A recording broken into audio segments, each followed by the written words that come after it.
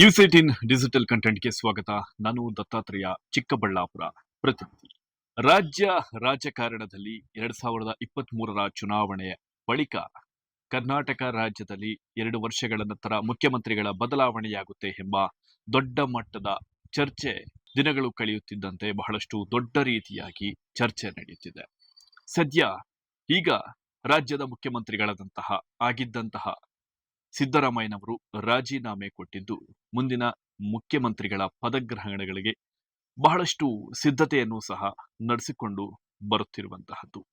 ಆದರೆ ಕಾಂಗ್ರೆಸ್ ಪಕ್ಷದಲ್ಲಿ ಇದ್ದಂತಹ ರಾಜ್ಯದ ರಾಜಕೀಯ ಗಣ್ಯ ವ್ಯಕ್ತಿಗಳು ಪಕ್ಷವನ್ನ ಬದಲಿಸಿದ ನಂತರ ಮುಖ್ಯಮಂತ್ರಿಗಳ ಆಡಳಿತ ಅವಧಿಯಲ್ಲಿ ಅವರ ಜೊತೆಗೆ ಒಡನಾಟವನ್ನ ನೆನೆದು ಬಹಳಷ್ಟು ಸಂತಸವನ್ನ ವ್ಯಕ್ತಪಡಿಸಿರುವಂತಹ ಘಟನೆ ಕೂಡ ನಡೆದಿದೆ. ಇಷ್ಟಕ್ಕೂ ಯಾರು ಆ ವ್ಯಕ್ತಿ ಎಂಬ ಸಂಕ್ಷಿಪ್ತ ಮಾಹಿತಿಯನ್ನ ತಿಳಿಸುತ್ತೇನೆ. ಇದಕ್ಕೂ ಮುಂಚೆ ನೀವು ನ್ಯೂಸ್ 18 ಡಿಜಿಟಲ್ ಆಪ್ನಲ್ಲಿಯೂ ಲಭ್ಯವಿದೆ. ಜೊತೆಗೆ ಫೇಸ್ಬುಕ್, ಯೂಟ್ಯೂಬ್, ಇನ್ಸ್ಟಾಗ್ರಾಂನಲ್ಲಿಯೂ ನ್ಯೂಸ್ 18 ಲಭ್ಯವಿರುವುದರಿಂದ ಪ್ರತಿಯೊಬ್ಬರು ಸಬ್ಸ್ಕ್ರೈಬ್ ಮಾಡಿ, ಲೈಕ್ ಮಾಡಿ, ಪ್ರೋತ್ಸಾಹಿಸಿ. ಸದಾ ನಿಮ್ಮ ಪ್ರೋತ್ಸಾಹ ನಮ್ಮ ಮೇಲೆ ಇರಲಿ. ಹೌದು, ರಾಜ್ಯ ರಾಜಕಾರಣದಲ್ಲಿ 2023ರ ಚುನಾವಣೆಯ ಬಳಿಕ ರಾಜ್ಯದ ಮುಖ್ಯಮಂತ್ರಿಗಳು ಯಾವಾಗ ಬದಲಾಗ್ತಾರೆ ಅಥವಾ ಪೂರ್ಣಾವಧಿ ಮುಖ್ಯಮಂತ್ರಿಗಳಾಗಿಯೇ ಉಳಿಯುತ್ತಾರಾ ಎಂಬ ದೊಡ್ಡ ಮಟ್ಟದ ಚರ್ಚೆ ದಿನಗಳು ಕಳೆಯುತ್ತಿದ್ದಂತೆ ಬಹಳಷ್ಟು ದೊಡ್ಡದಾಗಿಯೇ ಮುಂದುವರಿಯುತ್ತಿದ್ದವು.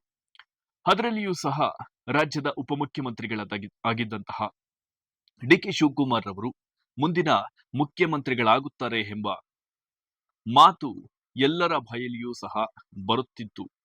ಜೊತೆಗೆ ರಾಜ್ಯದ ಪ್ರಮುಖ ರಾಜಕಾರಣಿಗಳು ಸಹ ನಾವು ಸಿಎಂ ಪದವಿಗೆ ಅರ್ಹರು ಎಂಬಂತೆ ಪದೇ ಪದೇ ಹೈಕಮಾಂಡ್ ಅಂಗಳಕ್ಕೆ ರಾಜ್ಯದ ರಾಜಕಾರಣಿಗಳು ಕಾಲಿಡುತ್ತಿರುವಂತಹದ್ದು ವಿರೋಧ ಪಕ್ಷದ ರಾಜಕೀಯ ನಾಯಕರಿಗೂ ಸಹ ಎಲ್ಲೋ ಒಂದು ರೀತಿಯಾದಂತಹ ಮೇವು ಸಿಕ್ಕಂತೆ ಆಗಿತ್ತು.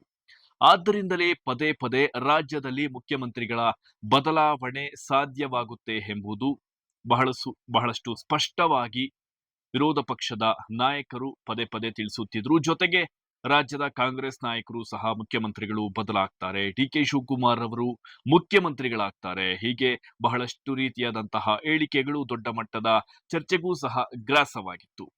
ಆದ್ರೆ ಈಗ ಕೊನೆಗೂ ಸಹ ರಾಜ್ಯದ ಮುಖ್ಯಮಂತ್ರಿಗಳಾಗಿದ್ದಂತಹ ಸಿಎಂ ಸಿದ್ದರಾಮಯ್ಯನವರು ಕೊನೆಗೂ ಸಹ ತಮ್ಮ ಪದವಿಗೆ ರಾಜೀನಾಮೆಯನ್ನ ಕೊಟ್ಟಿರುವಂತಹದ್ದು.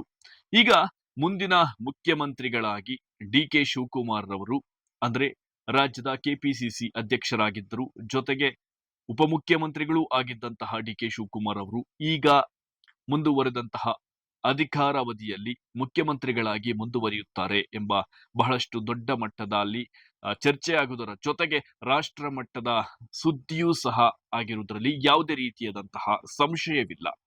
ಆದ್ರೆ ಕಾಂಗ್ರೆಸ್ ಪಕ್ಷದಲ್ಲಿ ಇದ್ದಂತಹ ನಾಯಕ ಈಗ ತಮ್ಮ ಗುರುಗಳನ್ನ ನೆನೆದು ಬಹಳಷ್ಟು ಭಾವುಕರಾಗಿರುವಂತಹದ್ದು.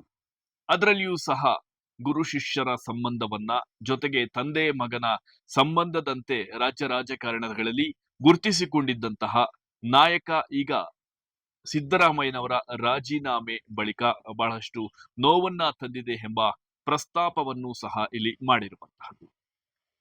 ಇಷ್ಟಕ್ಕೂ ಯಾರು ಆ ವ್ಯಕ್ತಿ ಎನ್ನುವುದಾದ್ರೆ, ಚಿಕ್ಕಬಳ್ಳಾಪುರ ವಿಧಾನಸಭಾ ಕ್ಷೇತ್ರದಲ್ಲಿ ಶಾಸಕರಾಗಿ ಆಯ್ಕೆಯಾಗಿದ್ದಂತಹವರು ಪ್ರಸ್ತುತ ಲೋಕಸಭಾ ಕ್ಷೇತ್ರದ ಸಂಸದರಾಗಿ ಗುರುತಿಸಿಕೊಂಡಿರುವಂತಹ ಡಾಕ್ಟರ್ ಕೆ. ಸುಧಾಕರ್ ಅವರು ತಮ್ಮ ನೆಚ್ಚಿನ ರಾಜಕಾರಣಿಯನ್ನ ನಡೆದು ಬಹಳಷ್ಟು ರೀತಿಯಾದಂತಹ ಮೆಚ್ಚುಗೆ ಮಾತುಗಳನ್ನಾಡಿರುವಂತಹದ್ದು ಈಗ ರಾಜ್ಯ ರಾಜಕಾರಣಗಳಲ್ಲಿಯೂ ಸಹ ದೊಡ್ಡ ಮಟ್ಟದ ಸದ್ದು ಮಾಡ್ತಾ ಇರುವಂತಹದ್ದು.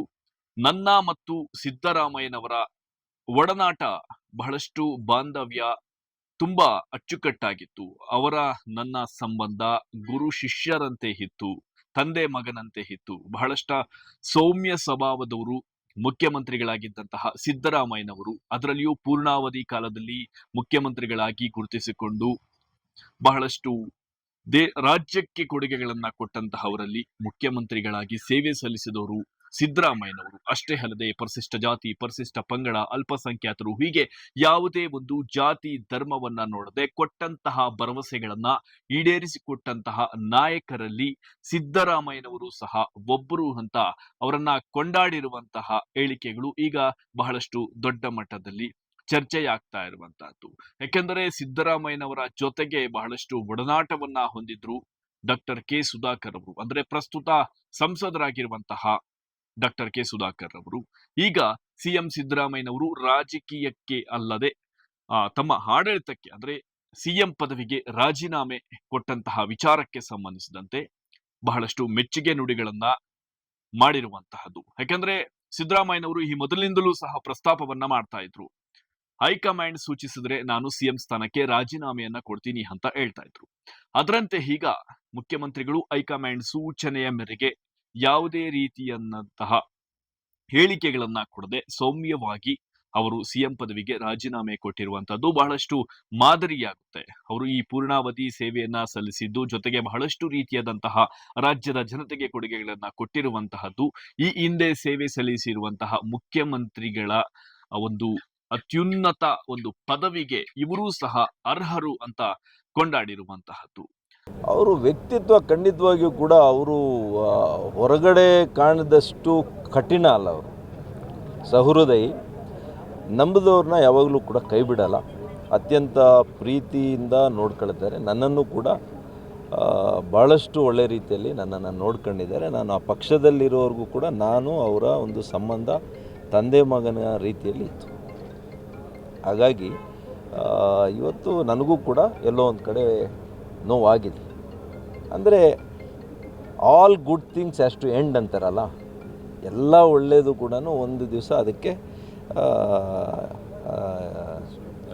ಅಂತ್ಯ ಆಗಬೇಕು, ಎಂಡ್ ಆಗಬೇಕು. ಅದು ಅವರ ರಾಜಕೀಯದ ಬದುಕು ಕೂಡ ಕೊನೆಯ ಹಂತದಲ್ಲಿ ಬಂದಿದೆ, ವಿದಾಯ ಹೇಳುವಂಥ ಬಂದಿದೆ. ಮತ್ತು ಅವರು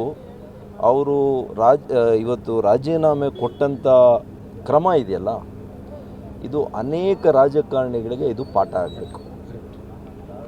ಒಂದು ಡಿಗ್ನಿಟಿ, ಒಂದು ಡೆಕೋರಾಮ್, ಒಂದು ಘನತೆ, ಗಾಂಭೀರ್ಯ ಮತ್ತು ಕೊಟ್ಟಂಥ ಮಾತು ಅದನ್ನು ಉಳಿಸ್ಕೊಂಡಿದ್ದಾರೆ. ಅವರು ಮೊದಲಿನಿಂದ ಹೇಳಿದರು, ಹೈಕಮಾಂಡ್ ಹೇಳಿದರೆ ನಾನು ಕೊಡ್ತೀನಿ ಅಂತ. ರಾಹುಲ್ ಗಾಂಧಿಯವರು ಅವ್ರಿಗೆ ಹೇಳಿದ ಕೂಡಲೇ ಮರು ಮಾತನಾಡದೆ ಅವರು ಒಪ್ಪಿದ್ದಾರೆ ಅಂತ ನನಗೆ ಮಾಹಿತಿ ಇದೆ. So that is Siddaramaiah.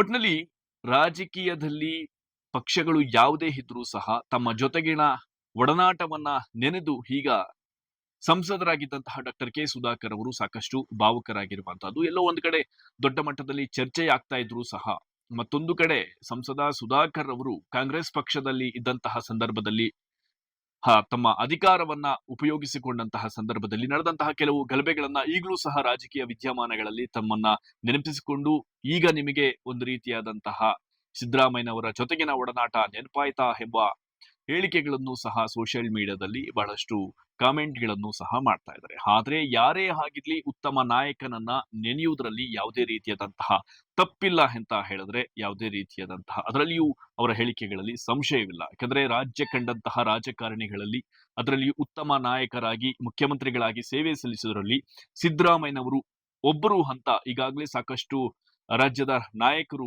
ಬಹಳಷ್ಟು ಭಾವುಕರಾಗಿರುವಂತಹದ್ದು, ಜೊತೆಗೆ ಕಣ್ಣೀರನ್ನು ಸಹ ಸುರಿಸಿರುವಂತಹದ್ದು.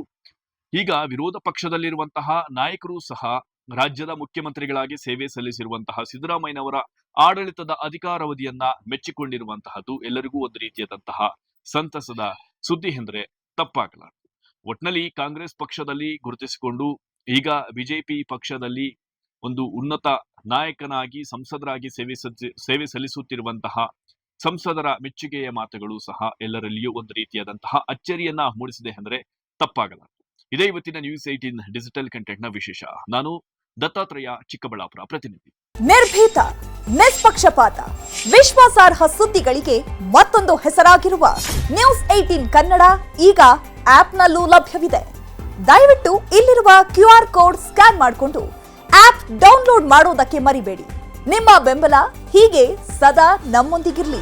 ಧನ್ಯವಾದ.